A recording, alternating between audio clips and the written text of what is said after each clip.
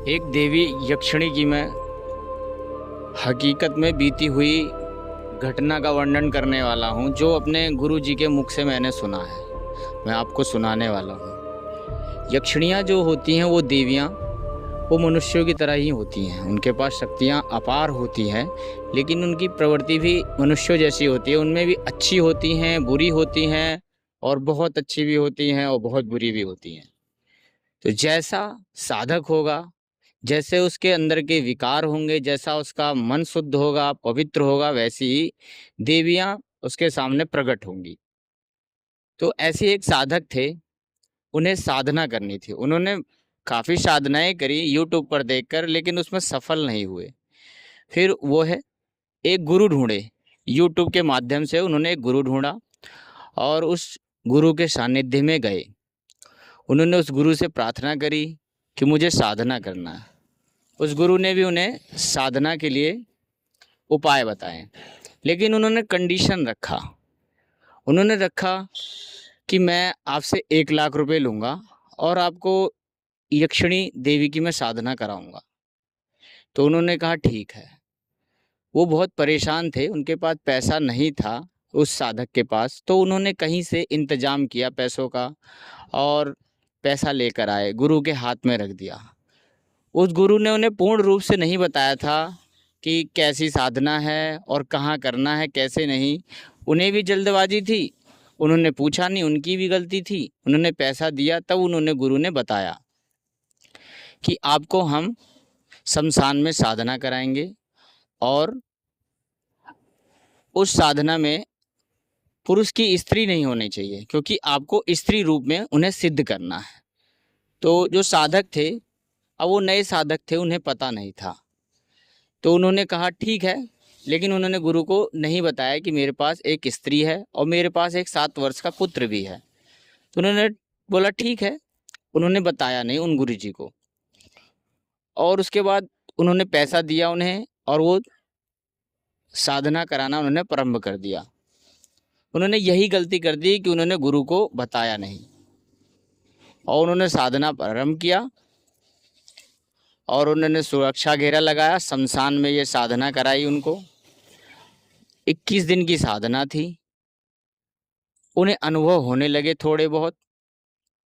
फिर अंत में उन्होंने 21वें दिन उनके गुरुजी ने कहा, आप आज रात्रि को यहाँ आप स्वयं अकेले ही सोइए।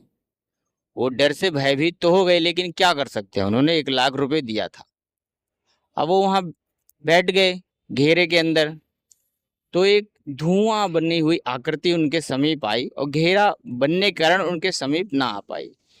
फिर रात्रि के 12 बजे एक स्त्री आई और उनसे पूछा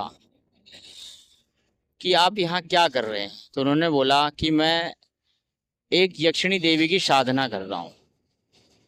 वो स्त्री फिर अदृश्य हो गई। फिर वो जब उनका संपूर्ण मंत्र समाप्त हुआ, सब कुछ क्रियाएं समाप्त की, फिर देवी दोबारा प्रकट हुई और उनसे कहा, मैं आपकी पत्नी रूप में आपको सिद्ध हुई, लेकिन मेरी एक शर्त है।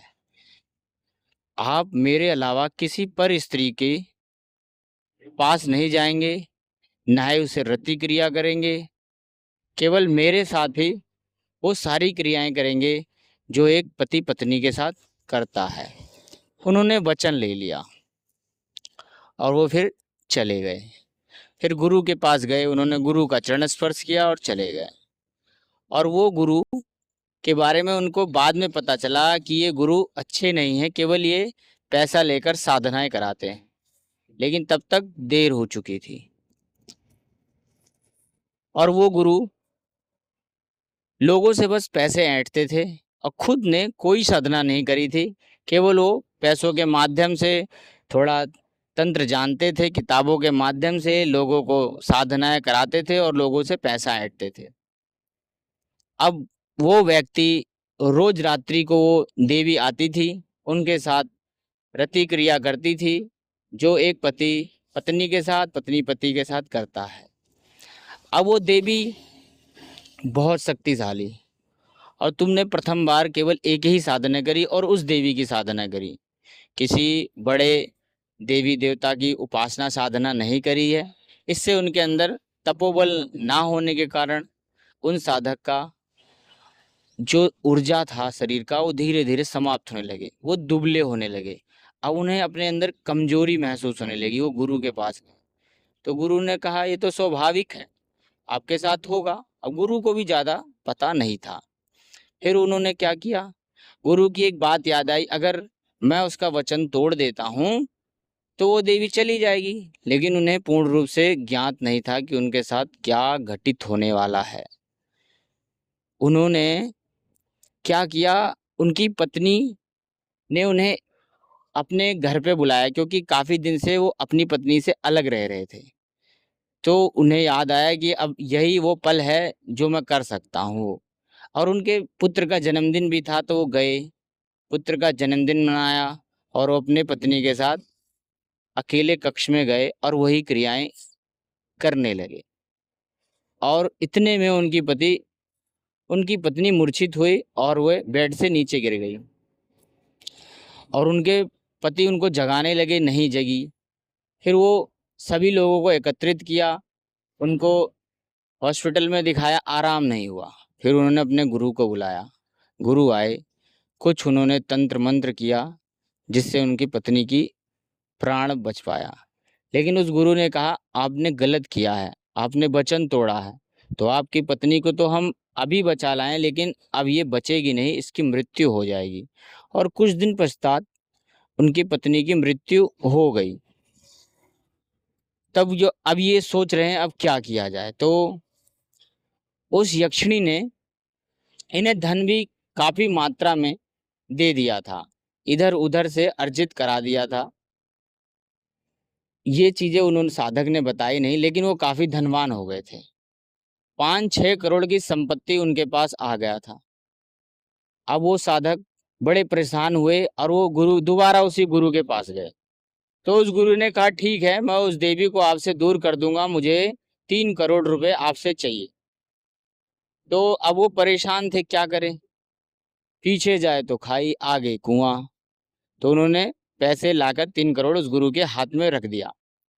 अब वो फंस गए हैं तो क्या ही कर सकते हैं साधक। जब उन्होंने दिया फिर भी उन्हें आराम बिल्कुल नहीं हुआ, वो दिन का दिन एकदम सूखते जा रहे थे। उस गुरु ने पैसा लिया, थोड़ा बहुत उस देवी से मंत्र बल के प्रभाव से उस देवी से समझौता करा दिया। लेकिन उस देवी का दुष्प्रभाव अब इन पर होने लगा था धीरे धीरे, क्योंकि वो कुपित तो थी ही, क्योंकि इन्होंने वचन जो तोड़ा था। अब उसके बाद ये हमारे गुरुजी के पास आए हैं और गुरुजी जो है इनका निवारण कर रहे हैं। जिस दिन निवारण कर देंगे आपके समक्ष हम वो वीडियो भी ले आएंगे। धन्यवाद, राधे राधे। आपको ये वीडियो कैसी लगी कमेंट में ज़रूर बताएं और लाइक सब्सक्राइब जरूर कर दें, बेल आइकन को दबा दें जिससे अगली वीडियो भी आपको प्राप्त हो सके। धन्यवाद।